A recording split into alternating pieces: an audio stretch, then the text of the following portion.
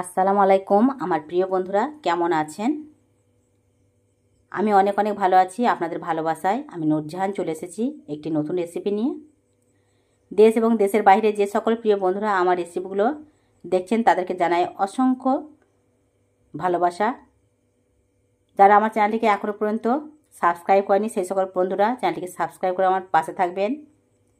নতুন বন্ধু হয়ে থাকলে অবশ্যই চ্যানেলটিকে সাবস্ক্রাইব করে বেল আইকনটি ক্লিক করে রাখবেন, তাহলে প্রত্যেকটা নোটিফিকেশন আপনাদের কাছে পৌঁছে যাবে। আজ আমি আপনাদের জন্য একটি এঁচোড় চিংড়ি রেসিপি নিয়ে চলে এসেছি। দেখে বুঝতেই পারছেন এটি একটি কাঁঠাল গাছ। আর আজকে আমি আমার বাড়িতে একটা কাঁঠাল গাছ আছে, বাড়ির সাইডে আমাদেরই কাঁঠাল গাছ, সেখান থেকে একটি এঁচোড় পারবো। আর এই ফার্স্ট টাইম এই এঁচোড়টি হয়েছে এই কাঁঠাল গাছে। কেমন টেস্ট সেটা এখনও পর্যন্ত জানি না, আর প্রথমবার বলে আপনাদের সঙ্গে শেয়ার করতে এসেছি।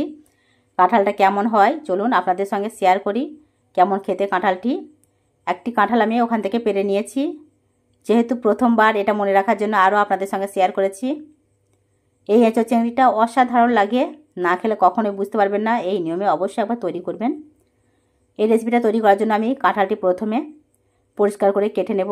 আর কাঁঠাল কাটার জন্য হাতের মধ্যে একটু তেল দিতে হবে, তা না হলে এতে আঠা থাকে সেটা লেগে যাবে। আমি বটির মধ্যেও এবং হাতের মধ্যেও একটু সরিষার তেল ব্যবহার করেছি। আর দুটি হাতের মধ্যে এটা আমি একটু ভালো করে ঘষে নিচ্ছি, তাহলে কাঁঠালের যে আঠা সেটার বটি অথবা হাতের মধ্যে কোনো জায়গায় লাগবে না। এটা ধীরে ধীরে আমি কেটে নেব। যেহেতু এই কাঁঠালটা আমি এখনই টাটকা পেরে নিয়ে এসেছি, এর মধ্যে প্রচুর পরিমাণে আঠা আছে, সেগুলো আমি একটা ক্যারির মধ্যে তেল নিয়ে সেটা দিয়ে ভালো করে আমি ছাড়িয়ে নিয়েছি। আপনাদের কাছে যদি পেপার থাকে সেটা দিয়েও ছাড়িয়ে দিতে পারবেন।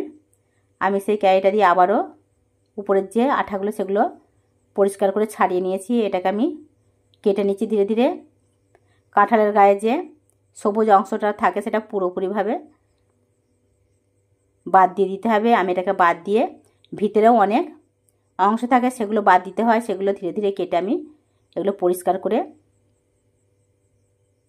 ছাড়িয়ে নিচ্ছি। দেখুন এর মধ্যে বীজ থাকে, আর বীজের নিচে যে এক রকমের পাতলা একটা আবরণ থাকে সেটা দিয়ে আমি ছাড়িয়ে নিয়েছি, কারণ ওগুলো খেলে পেটের মধ্যে দেখবেন লাগে। সেই কারণে সকল বন্ধুকে ভালোভাবে বলছি এইভাবে পরিষ্কার করে কেটে নেবেন। আমিও কেটে নিয়েছি।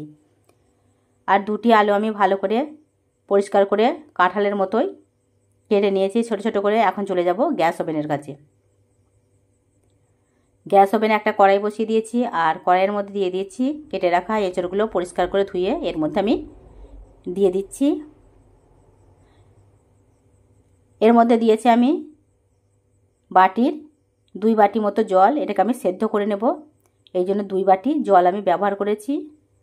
এঁচড়গুলো যেভাবে ডুবে থাকবে সেই নিয়মে জলটা দিতে হবে। আর দিয়েছি আমি মশলা চামচের 1 চামচ মতো হলুদ গুঁড়ো, আর মশলা চামচের 2 চামচ মতো লবণ। এটা মশলা চামচ না, আমি অন্য চামচে দিয়েছি, সেই জন্য মশলা চামচের 2 চামচ পরিমাণটা আপনাদেরকে বলে দিলাম। আর নিয়েছি 3টি তেজপাতা, এর সঙ্গে ভালোভাবে মিশিয়ে ঢাকনা দিয়ে রেখে দেব 5 মিনিট মতো। 5 মিনিট পর আমি দেখব এটা কতটা পরিমাণে সিদ্ধ হয়েছে। ঢাকনাটা খুলে এটাকে আমি দেখছি প্রায় সিদ্ধ হয়ে গেছে 50%।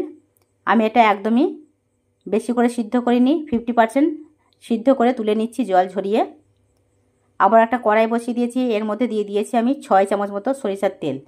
তেলের পরিমাণটা আমি একটু বেশি ব্যবহার করেছি, কারণ সব কিছু আমি এই তেলটার মধ্যেই তৈরি করে নেব।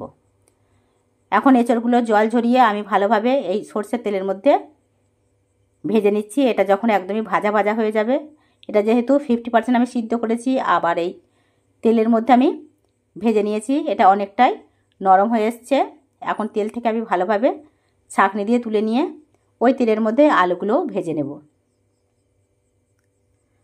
আলুগুলো ধীরে ধীরে নাড়াচাড়া করছি, আর এগুলো যখন একটু লাল লাল হয়ে আসবে তখন আমি আলুগুলোকে ছাঁকনির সাহায্যে ধীরে ধীরে তুলে নিচ্ছি। দেখুন একই তেলে আমি সবগুলো তৈরি করে নিচ্ছি। তেলটা এখনও পর্যন্ত দেখছেন রয়ে গেছে। আর এর মধ্যে চিংড়ি মাছগুলো ভেজে নেব।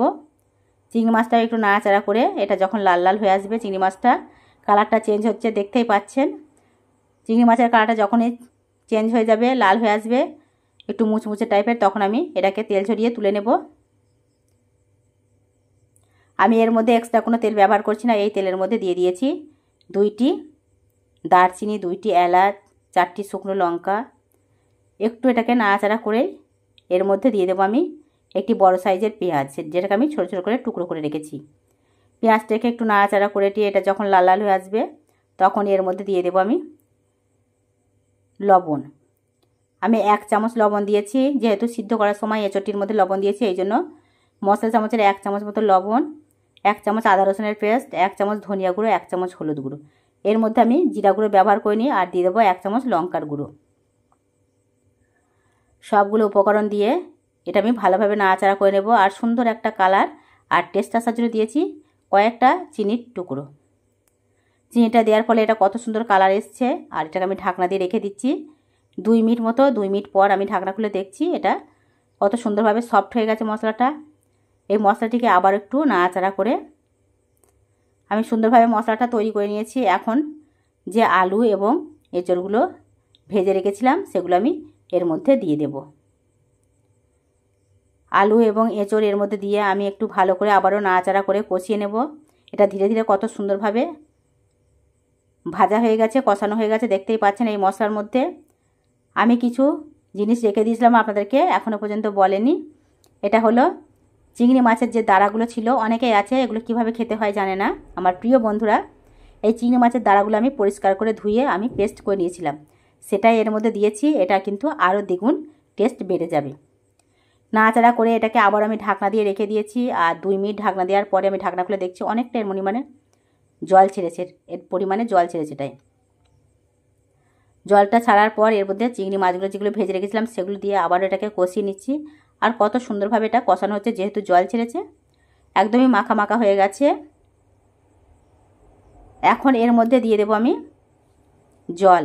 এটা প্রায় 70% সিদ্ধ হয়ে গেছে। তারপর আমি অল্প পরিমাণে জল দিয়েছি, আমি 1 বাটি জল দিয়েছি।